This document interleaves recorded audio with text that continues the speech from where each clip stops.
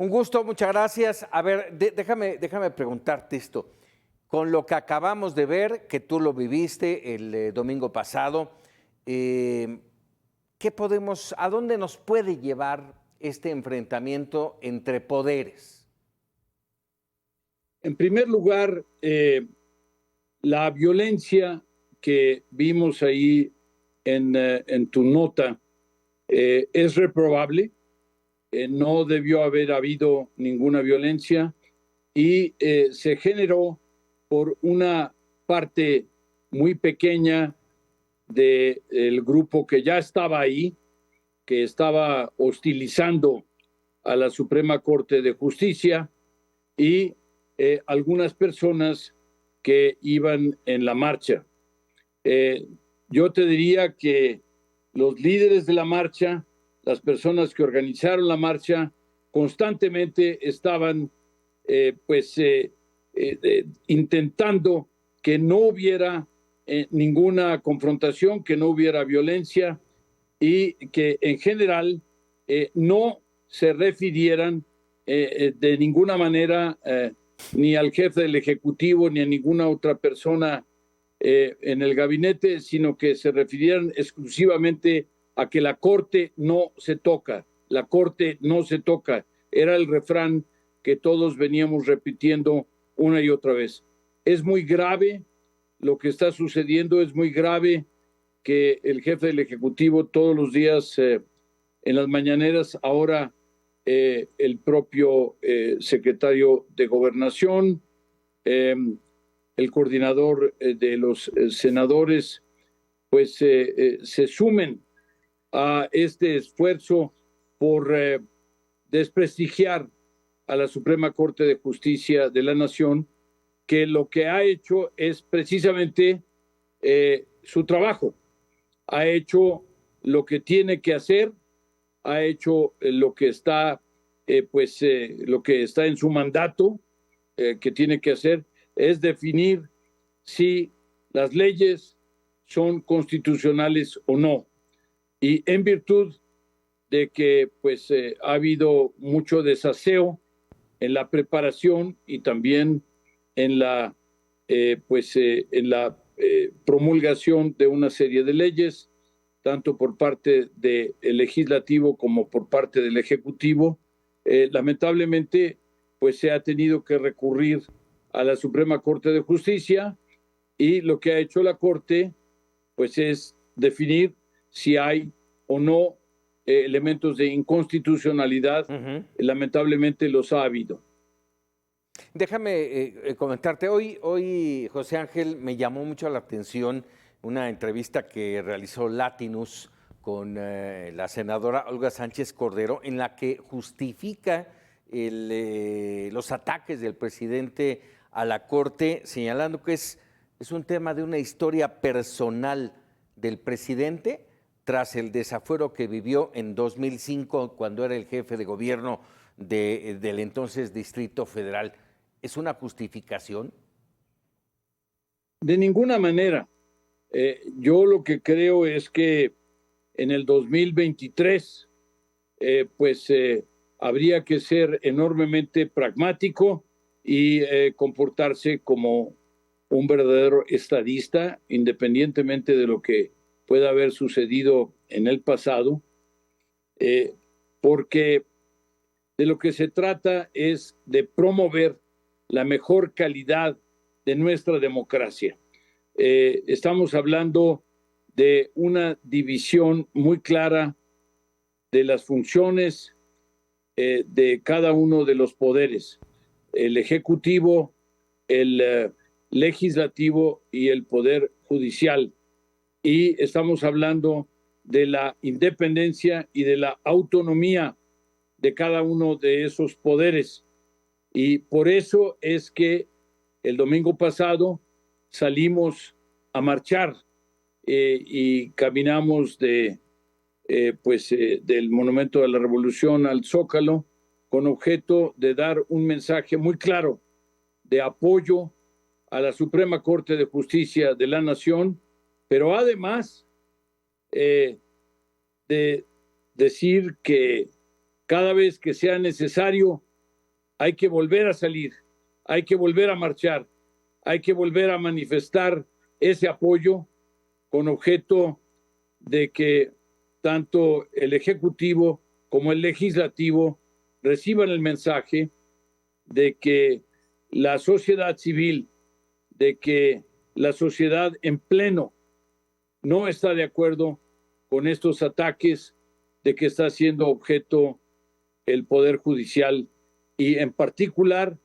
la Suprema Corte de Justicia de la Nación y su presidenta Norma Piña. Al inicio de este espacio, José Ángel, en mi comentario hacía yo mención de que hay dos vertientes en las que hay que ver el enfrentamiento entre el presidente y la Corte. Y uno de ellos es, y te lo pregunto a ti, ¿es necesaria una reforma al Poder Judicial? En lo personal yo creo que sí. En lo personal creo que hay muchas fallas, muchas irregularidades en el Poder Judicial y se hace necesaria una reforma. Lo que de ninguna manera se justifica son estos ataques, es esta denostación, son estos adjetivos que se han utilizado para calificar el trabajo de la Suprema Corte de Justicia de la Nación.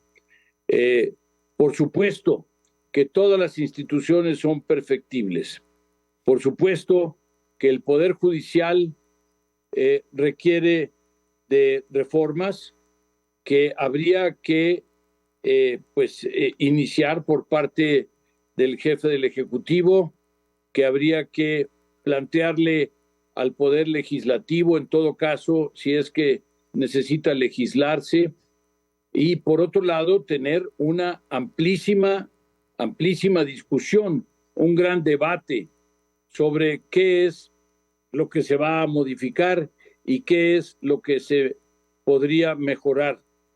Pero de ninguna manera se justifica estos ataques y menos esta calificación que ha usado el jefe del Ejecutivo para referirse a los miembros de la Suprema Corte, que realmente se aplicarían mucho mejor a los miembros del crimen organizado, en lugar de a los miembros de la Suprema Corte de Justicia de la Nación.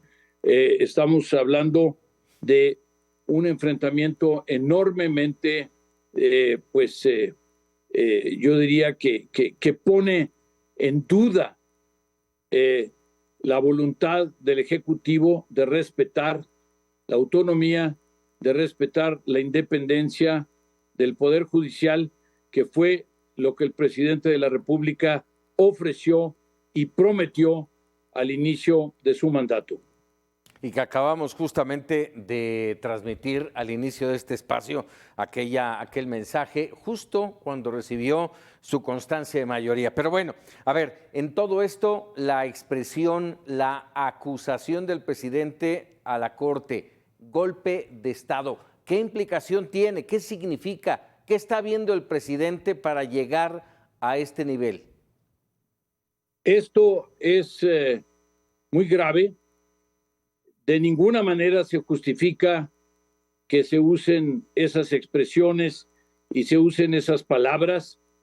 Esto no es el caso. Esto no es de ninguna manera la implicación. La Corte lo que está haciendo es su trabajo. La Corte lo que está haciendo es definir y decidir si algunas de las leyes que fueron aprobadas que fueron propuestas por el Ejecutivo y que fueron aprobadas por el Legislativo son consistentes, congruentes con la Constitución. En la medida en que no lo han sido, ya sea por la premura o por la intención que tenían, en esa medida la Corte se ha pronunciado y ha definido que no son constitucionales y por lo tanto que tienen que regresarse a la mesa de diseño de las propias leyes. Esto es lo que ha hecho la Corte, es decir, ha cumplido con su trabajo, ha cumplido con su función. Por eso debemos agradecerle enormemente a la Corte su trabajo y su función y su responsabilidad. Por eso debemos agradecerle profundamente a la Corte que haya esta muy clara división de funciones y que la Suprema Corte de Justicia de la Nación esté cumpliendo plenamente con la suya. José Ángel, rápidamente déjame cambiar de tema, aprovechar que te tengo en esta conversación. Próximo domingo, elecciones, Estado de México, Coahuila, ¿qué podemos esperar?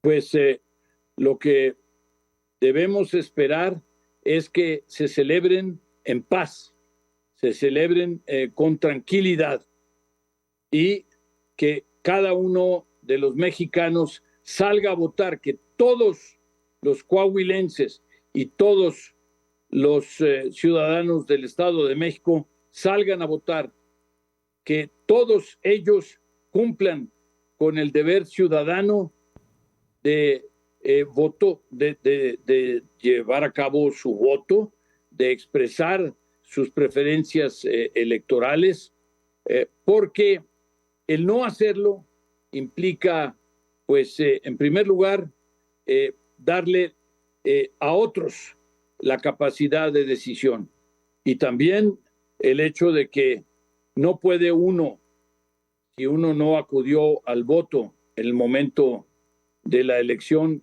para gobernador en el Estado de México, el Estado de Coahuila, no puede uno después reclamar si es que uno no participó en el proceso electoral.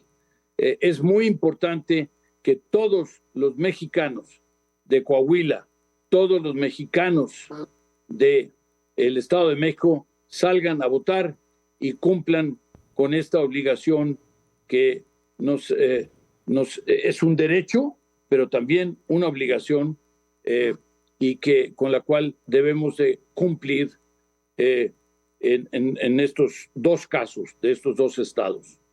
José Ángel Gurría, como siempre, agradecido de estos minutos para Mega Noticias. Paco, un abrazo muy cariñoso a ti y a tu muy, muy grande auditorio. Muchísimas gracias. Hasta luego. Víctor Hugo Hernández.